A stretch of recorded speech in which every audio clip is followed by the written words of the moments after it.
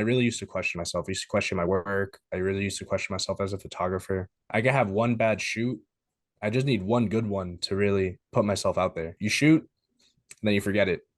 You move on to the next one. And you just treat each shoot like the last one didn't happen, pretty much. Welcome back to the Corner Talks podcast. I have my good friend here. How's it going, man? Happy to be back. No, it shouldn't be about anything. Like, this is one life. Yep, one life? Like, fucking do it. My guy. Like, she just got it.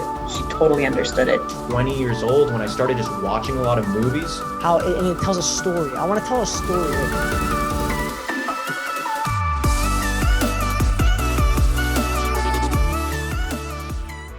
Photographer and content creator Andres Gonzalez. What's going on, buddy? How are you? It's pretty hot out here today, so Yeah, I was gonna say, I think everyone's experiencing a heat wave. I know that for myself. You're from Boston, I'm from Toronto, so we're not used to that kind of temperature. Maybe July, August, but not in April. That is, right? Yeah, in Boston, it's messed up. Well, just New England in general, because I think this week it's supposed to be like 90. Tomorrow it's going to be 80 again, and then Sunday it goes back to 50 and raining. I believe it. My dad, being a dad that he is, sent us a weather update in the family group chat and said that we're hotter in than Los Angeles. That's crazy. In terms of degrees, right? Because we go off of Celsius, right? So I think we're about like 29 degrees, and Los Angeles is like 22. So it's like crazy to fathom. But yeah, nevertheless, man, thank you for coming on the podcast. I've heard great things about you. Our mutual friend, talented creative himself, Tyler Seller, has spoken extremely highly of you, man. Like you're associated with a lot of conversations. I see you tagged in a lot of his content, just being a part of his creative empire. So I'm really excited to be having this conversation with you. Yeah, I appreciate it, bro. Thank you for having me too. Tyler's actually, it's funny because he told me about you after he did the podcast. So Awesome. he literally told me how awesome everything that you do is. Thank you. Tyler's my boy, man. I'm so excited to be seeing, hope to see him soon. He's been very generous, kind-hearted. We've just been alike, very similar. We're a little bit different in age, but from the moment I met him, I'm like, this kid's real, the real deal. Mhm. Always willing to help out, always willing to endorse creatives that deserve to be spoken. So shout out to you, Tyler, for once again being responsible for getting a guest on the podcast, because I would have never have known who you were, Andres. Thank you.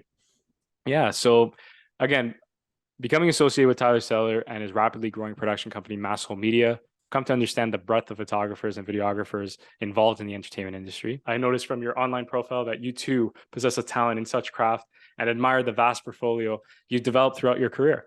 How did you become involved with content creation? So funny as it is, it started when I was like in high school. So there's a bunch of photographers I used to follow, not even a bunch, actually, there's only a couple that I used to follow on Instagram. And I used to be obsessed with like the architecture of Boston and just like getting on the rooftops and stuff. So in high school, a bunch of my friends and I would go on like rooftops, and we had one camera. It wasn't even owned by me, it was owned by one of my friends. And our friend group at the time was like 8-9 people, and we would all just model for each other and sneak on our rooftops. Nice. And we're doing this at like a young age, like 13, 14, high school. So it pretty much started there. And I never really did it for like content creation or anything. I literally did it because I thought I was cool.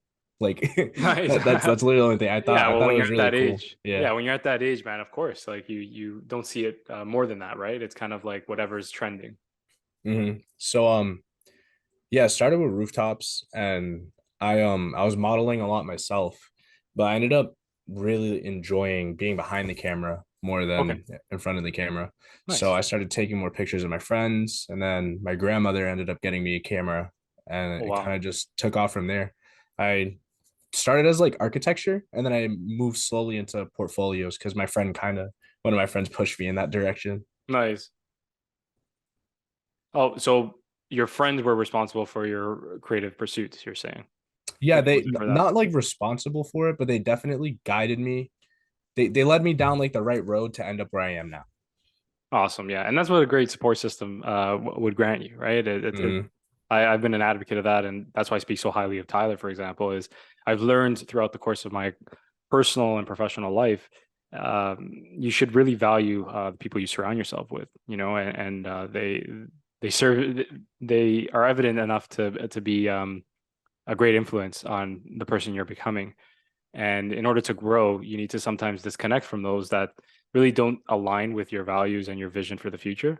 So, Right. for instance, if you weren't surrounded by those individuals, who's to say we'd be speaking right now on the podcast, right?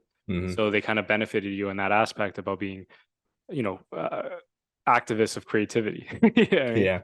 Yeah. For myself, like I'm just speaking from my own experience, I never really grew up with that sort of environment. People were obviously supportive in any which way they can, but it was never to the degree of like what I'm experiencing now, right? I never had friends like yourself or Tyler again that would be like avidly pushing me, constantly making sure that I was, focused and driven, had the mindset to pursue this creative endeavor that is filmmaking.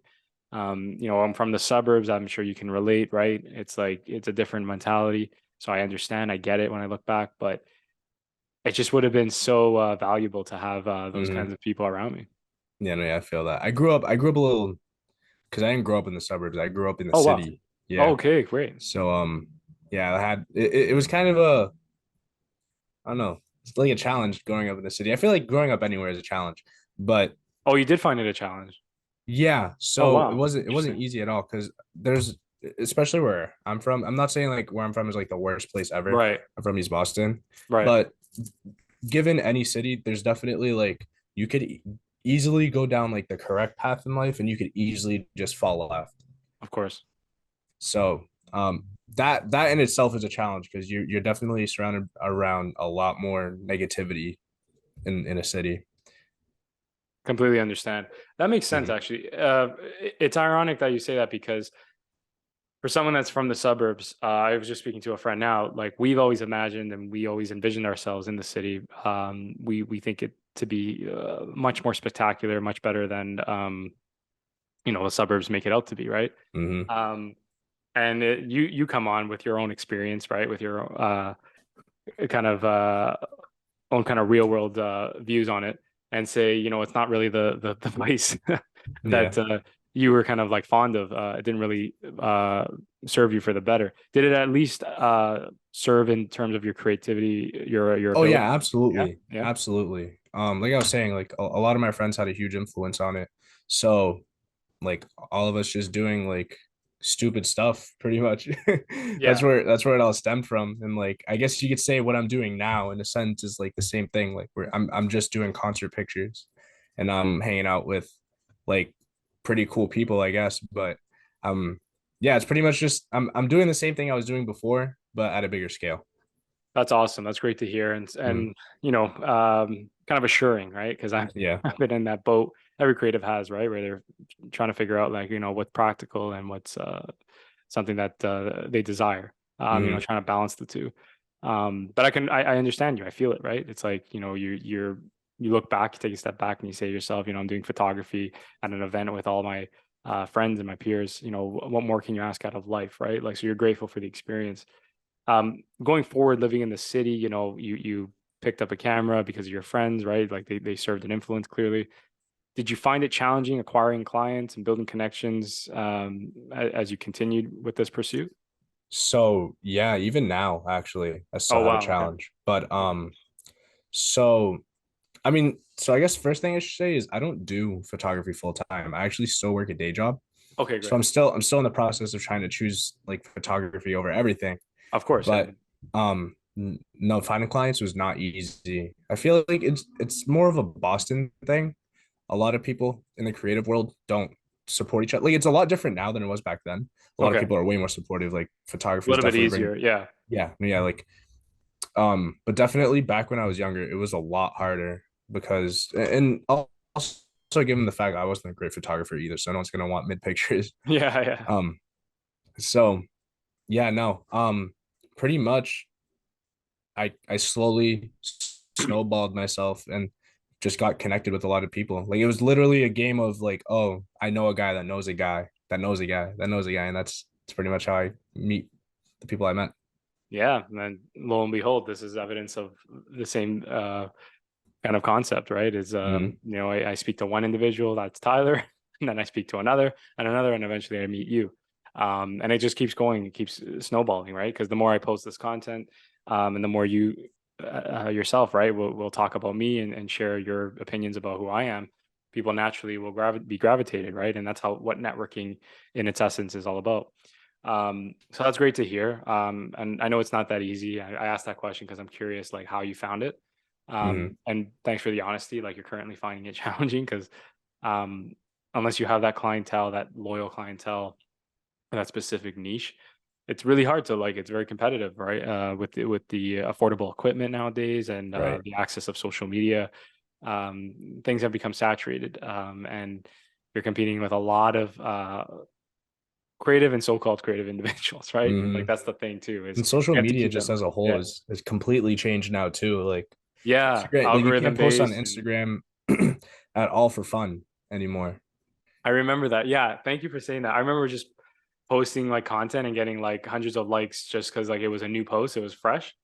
And now it's just based on algorithms and like, who's interacting with your profile and how relevant you are essentially. Right. Um, and that can hurt a creative, of course. Yeah. And that's why I'm so beholden to this idea of the network, right?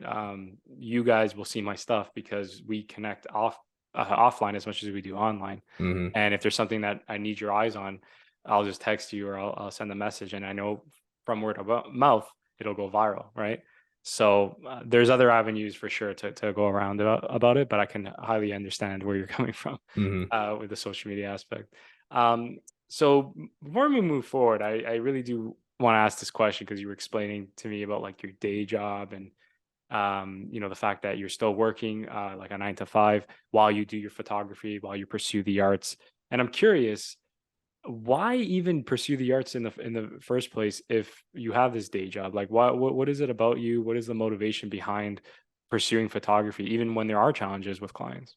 So I guess my big thing is I can I like obviously like photography is helping bring in money, and Yeah. it's just helping me create a place outside of a 9 to 5.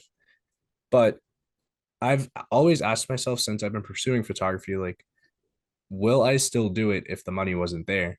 Yeah, And every single time I always answer yeah. So it's kind of a hobby, and I'm sort of getting lucky, and obviously like, I'm putting the work in. of But course. definitely just the passion I have for photography is what pushes me to keep going, because I don't want to keep. So I work in a hospital right now, and Nice. I Are deal you a with doctor? What's going no, on? no, no, no, no. I pretty much work in like the, like if you were to call your medical practice, I'm the first person you speak to.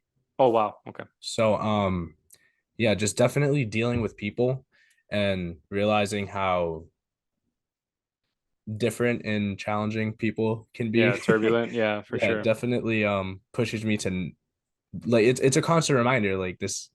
I always tell myself every day that this job I'm not going to be here forever. I understand. Yeah. And that's the thing, right? It's like I was listening to something interesting about Bill Burr on Joe Rogan's podcast, making an inspirational speech, just about why it's important to keep your dreams, why it's important for them to keep your dreams alive, which is what I always say. 94 Productions, shout out there, my slogan that I use. It's that incentive, right? It's that hunger, that drive to do something that's bigger than you, that's greater than you, to give you an incentive to live. Because if you're just bogged down by your day job and it doesn't really give you any fire, you'll burn out and you'll Right. essentially die out, Exactly. right? Exactly. Because I have So no desire to keep as I'm stay in the saying, medical field. like Like it just imagine pays if the I bills. said, yeah, like imagine if I said like you're done till the end of time, like no more photography, no more gigs, you're just working at that hospital. It's like no, like you'll die from the inside out. And that's just a proven fact. We need something that sets our hearts on fire, as I say. We need something that really resounds with us in a passionate way and gives us a purpose, really. So I'm really happy you said that. That's how I identify with the passion with the arts, for filmmaking. That is, people ask me all the time, like, they're being more supportive and encouraging with the whole profession, but still there's those raised eyebrows, like, when is enough, and Right. it's like I don't think there will ever be, because I'm getting better, I'm progressing. Look at the amount of people I've met, including yourself. It's like there's clearly like progress, and I can't denounce that. I can't just throw that away. It's like I come too far. So I have these moments a lot. It's a lot of tuck and pull. But I know one day when things come together, I often think about this. I'll probably romanticize it. Would you Yeah. be the same way? So I'm not entirely sure because I've run into a crossroads. So my big problem used to be that I would critique my work a lot and I would see a lot of people around me. And I'm not trying to like compare my work Right. to other people, but I'm saying my quality would be the same quality as people that are already doing stuff that I'm doing full time and they have I a get job it. at it and Yeah. I'm doing it for free. So it's very polarizing seeing that on social media. Like, so yeah, like I Social just media tried. get in the way, like of your mindset, like kind of Yeah, no, yeah, like your it's confidence. Yeah. that's what the problem is social media definitely romanticizes it in the wrong way Right. for me. Like the And highlight reel. yeah, exactly. Yeah. I Exactly. got it. So my big question that I've been running into recently is what happens when I do get it?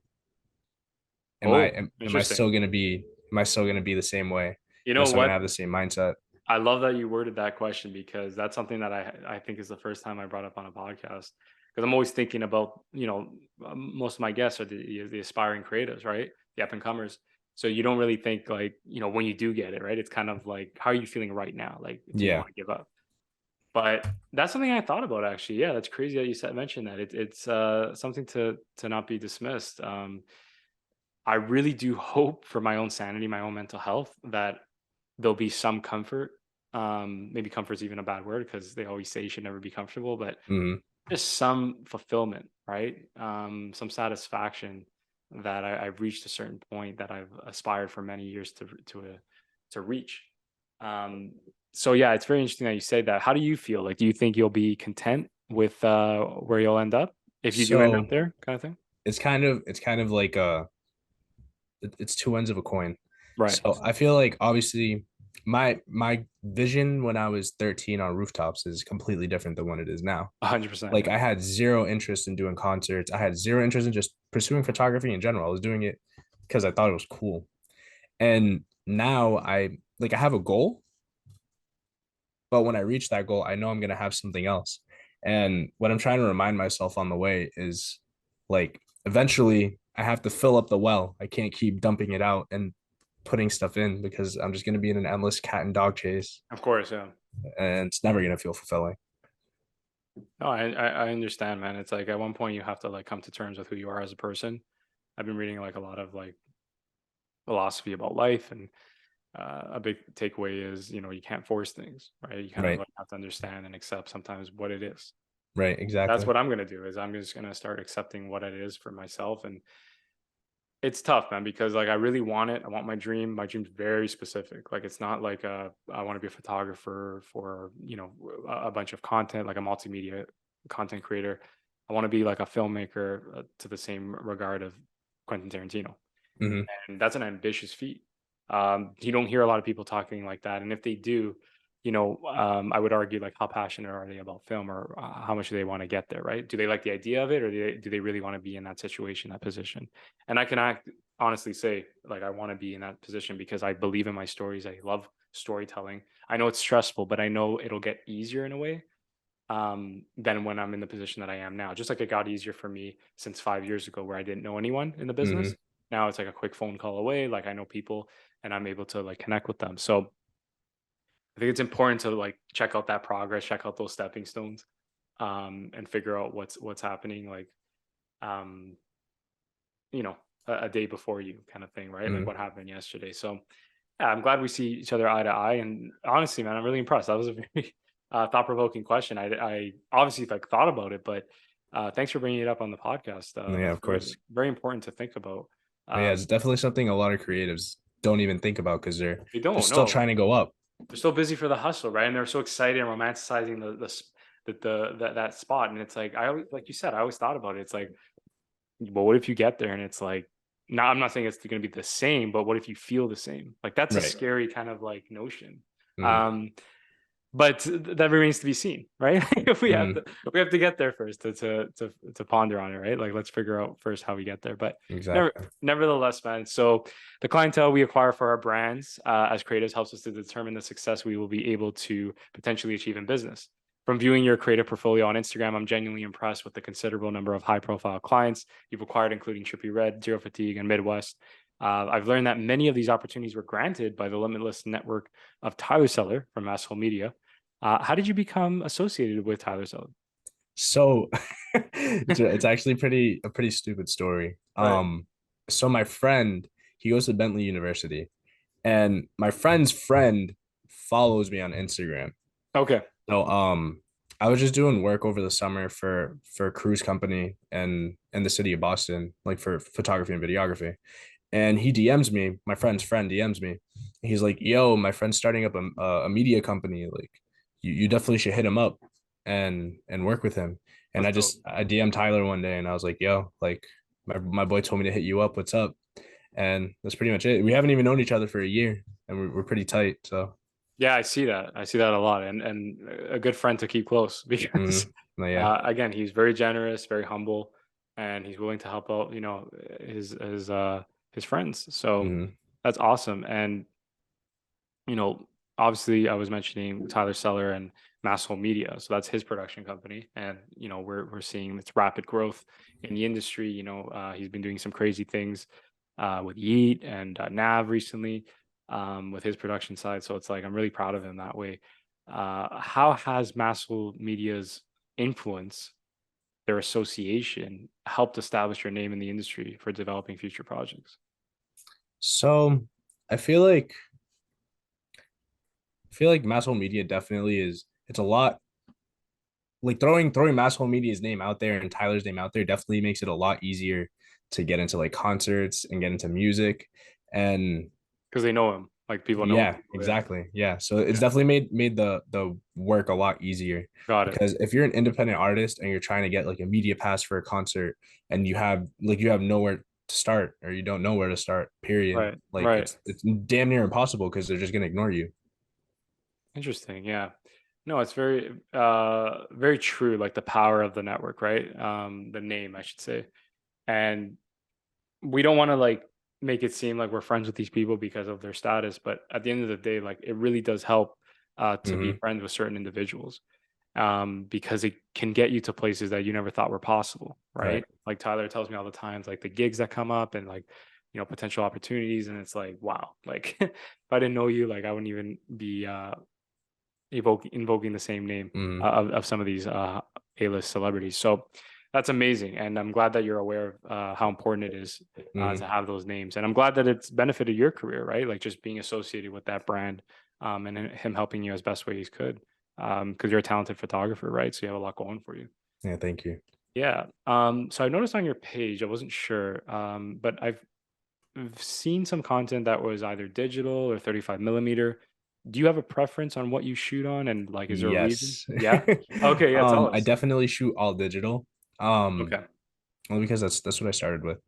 I really do want to learn film just Okay. because like if you're gonna just with anything, like if you're gonna try and learn a language, you should learn the culture of the language. So if you want to try and learn photography, you should try and learn where photography started. So I definitely want to help learn, not help. I definitely want to learn film because it'll help me get a deeper understanding of photography and where it came from. Yeah, that makes sense. Film. It's interesting you say that because Quentin Tarantino, again, my hero. He is advocate, a huge advocate for film. I'm sure like 35 mil, Mm, 70 mil. He shot Hateful Eight on. And I bring this up because I was very interesting to me. I'm saying to my like I never grew up with even editing on film strips or shooting with a film camera. So it's always been digital. That's how I was kind of introduced to the business. mm, And the affordability and the cleanliness of it all, and just how effective everything comes together, right, in a clean, sort of concise way. mm. It's very interesting to go back to film for the sake of doing film. I guess it's like a nostalgic, I get romanticized, like we were saying, It sort of. has to do with our generation too, because Yeah, if exactly, we right. grew up in like if we're our age now and like 2000 to like the 2010s, nothing, nobody was using film cameras again, like at least professionally, and Yeah, nobody was yeah, using like VHS cameras in like music videos or just documentaries. So it's kind of crazy where the even with fashion now, like we're using a lot of like late 80s fashion, a lot of late 90s fashion, and same thing with art. Like we're using a lot of stuff that I see now is like a mixture of digital, a mixture of like vintage digital, a mixture of film. So it's really cool that I like the understand. generation we're growing up in now is kind of like a giant mixing pot. It is because again, we have thanks to the internet, thanks to the technology, we have access to these different outlets, right? Hmm. These different kind of pieces of technologies, but it has become a melting pot. And I love how you said we're growing up in the 2000s or just witnessing that decade, to see the transition from professional cameras to now an iPhone, right? Can Yeah. be used to shoot a movie. Tangerine was shot in an iPhone famously, but also just like TikTok videos and like things you see uploaded on an instant. I remember when YouTube was first around, I'm old, but I'm not that old. I just remember like being 10 years old and 12 when it first came out. And, the videos on there, man, were like shitty 4:3 home Hmm. video, like, you know what I mean? And now you'll get like an YouTube short shot crisp, clear 4K, right? And that's the Um, standard too. yeah, and that's the standard, right? So if I just described my video and said, "Oh, I just came out with a new video," Andres, like, check it out, and it's like 4:3 shitty, and it's not intended to be that way. You're gonna be like, "Boy, if you want people to Hmm. pay attention to your content, you got to change it." And I'm like, "Yeah, you're right." So yeah, it's very interesting. I'm curious to see the direction of the industry. To be honest, I think it'll always stay digital just because of like how cheap it is, and a lot of people are accustomed to it. But hey, if I'm a filmmaker with money to burn, I'm well established, and I have the team that entrusts me with that. Yeah, why not? Say I made a movie for the first time on a film format, right? I think that'll be fun. Hmm. But yeah, so as creative individuals who have found the fortune of pursuing our passions, we are sometimes affected by the negativity, criticism, or even lack of recognition for our works and accomplishment in this often lonely journey. It's a very lonely journey. Although we have our friends and camaraderie and events and promotions and collaborations, it's lonely, man, up here, especially up Yeah. here, Yeah. because you feel like you're everyone else is doing great things and like not even artistic things, just they're living their life, they're content. And you're saying, like, why am I so crazy? Like, why do I want this dream that's like taking time away from my family or taking time away from my income or like it's just a very lonely, elusive path. But nevertheless, it's something that we choose to pursue because it fulfills us. So I want to know from you, how do you handle the negative experiences or discouraging moments when working toward your craft? Um, so I kind of developed a better coping mechanism, but like when so for example, if I post a picture and I feel like it doesn't get the recognition it deserves, now I'm just like, okay, cool. Like next thing, the algorithm just Yeah. didn't pick it up. But back then, I really used to question myself. I used to question my work. I really used to question myself as a photographer. And I kind of just sat down one day and I'm like, at the end of the day, like I can have one bad shoot. I just need one good one to really put myself out there. And like after that one good one, I can have two good ones, three good ones, four good ones. And it's kind of just I kind of just play a game of luck and I have like a basketball shooter's mentality Right. where it's just like you shoot, and then you forget it. You move on to the next one. And you just treat each shoot like the last one didn't happen, pretty much. Yeah. That's kind of like a important thought, right? Like every shoot's different. That's one thing we got to keep in mind. Even my edits, like when I go through them the other day, I didn't really have the best edit, and I was really like beaten up about it. I just got to tell myself and remind myself I've been in that position before, Hmm. and what matters is the next project, and what I Right. can do with that. And it's And not on always top going to of be that, perfect. Yeah, yeah, keep, exactly. keep But going, it's keep going.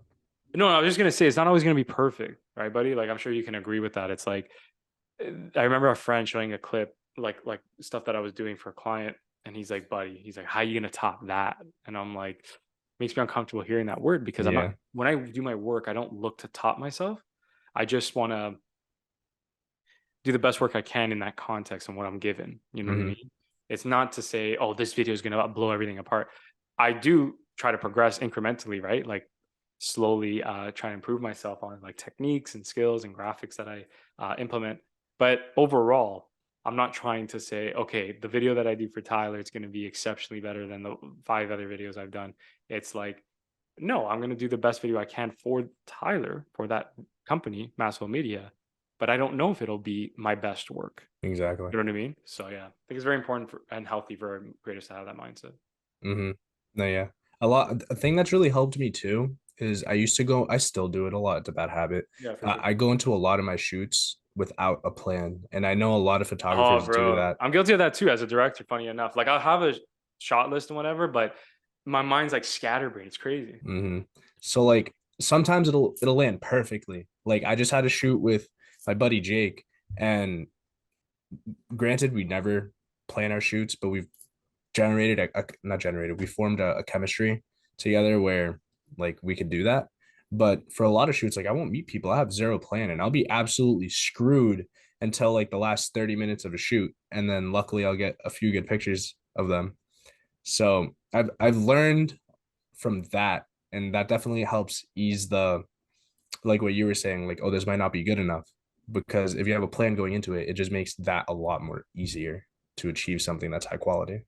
Yeah, of course. You have to have a clear cut vision of like, what you idolize for yourself and what you want to foresee in the end result of the project, right? Like what's your objective? So I think it's very important. It's very critical. I just mean like there are times when like either overwhelmed with creativity or it's one of those things, man. Like you can't dictate sometimes how art is inspired, right? Like you'll be on set and you'll be like, oh no, like I would have, now that I have all the equipment and the resources at my disposal in this setting, I would have done the shot this way instead of how my storyboards dictated, right? So Right. very important to keep open-minded and know that it's constantly changing. I've known that firsthand as a director, so that was a huge learning curve. Is that just because you have your notes just Mhm. doesn't mean you can always abide by them, right? Whether it's an actor or a talent or a model you're working with, or like a grip or a lighting, and something goes wrong, you have to adjust, you have Right. to pivot. We have to be creative in how you approach it, right? So the Mhm. audience or whoever is viewing your content cannot see any flaws in what you're making. That's great, man. So uh, before we go, like what advice, or rather like what values as an artist that you strive to be reflected in the work that you practice? What are you looking to achieve in what So you put out? Yeah. pretty much, I'm literally living out like the same dream I started with. Like I'm taking pretty cool pictures. Yeah. and Oh, and amazing pictures. I yeah, I put out a lot of work that I'm really proud of. It's kind of funny because you brought up your quote earlier, Yeah. and I read The Alchemist by Paulo Coelho. I read it 3 different times, and I don't know if you know about that book, but a lot of people No. have change, like a lot of spiritual changes within Okay. that book, because the whole book is a metaphor. But there's one quote in the book that's always stuck with me, and it's if you really want something, the whole universe conspires in it helping you to achieve it. Oh my God, I heard something very similar. Yeah, probably the same quote. I love that quote. So ever since I was 13, like even if I have a bad shoot, like I know what I want, and I know one day I'm gonna get there. And I know if I truly want this with my full mind, soul, heart, like I'm gonna get there eventually. So Yeah, my work is pretty much just a reflection of that. Like I'm just I'm just putting out everything that I love to do, and that's it. Like there's no BS in between it. I love that. I love that attitude, and I've adopted the same mindset, or I'm trying to at the very least. It's so important to like understand that life isn't working against you; it's working for you. It's very tough, man. Like I have days where I'm just like questioning the plan. Like Mm, what the like I'm putting out everything I can. I know I'm not perfect, but I'm doing much better than I am 5 years ago, and still nothing like spontaneous has happened.